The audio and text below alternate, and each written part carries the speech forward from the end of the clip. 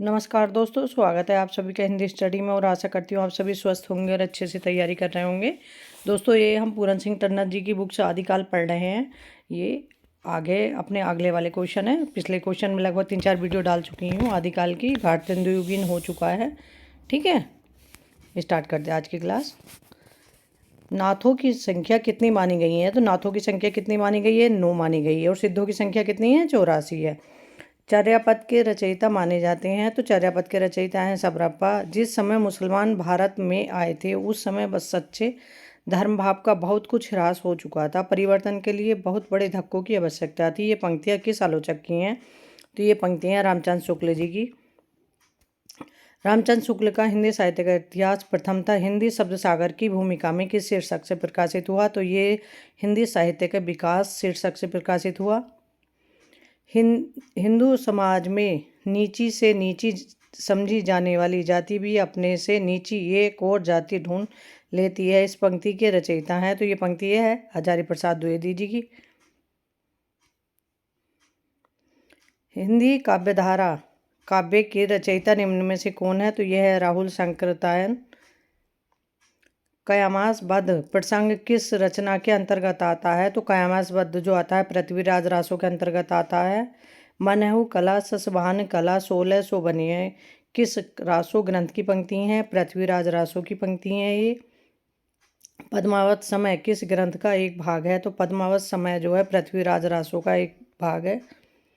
अपनी पहेलियों और मुकरियों के लिए प्रसिद्ध हैं अमीर खुसरो। मैथिल कोकिल के नाम से प्रसिद्ध हैं। तो मैथिल कोकिल के नाम से कौन प्रसिद्ध हैं? विद्यापति। आदिकाल में खड़ी बोली को काल की भाषा बनाने वाले प्रथम कवि थे। तो वे थे अमीर खुसरो। ढोला मारूरा दुआ की नायिका का नाम क्या है? तो ढोला मारूरा दुआ नायिका का नाम है मारवाड़ी। बीसल देव रासो की नायिका का क्या नाम है? राजमती। और बीसल देव राजमती से रूठकर कहाँ चले गए थे? उड़ीसा। रेवंतगिरी रास ग्रंथ के रचयिता का क्या नाम है? तो रेवंतगिरी रास रचयिता का नाम है विजय सेन सूरी। गोरखवाणी किस आलोचक का संपादित ग्रंथ है? यह है डॉक्टर बड़तवाल का, पीतम्बर दत्त बड़तवाल का। अभिअंतरिकी त्यागिए माया दुविधा मेटी सहज में रहे पंक्तियों के रचयिता हैं। तो यह है गोरखनाथ।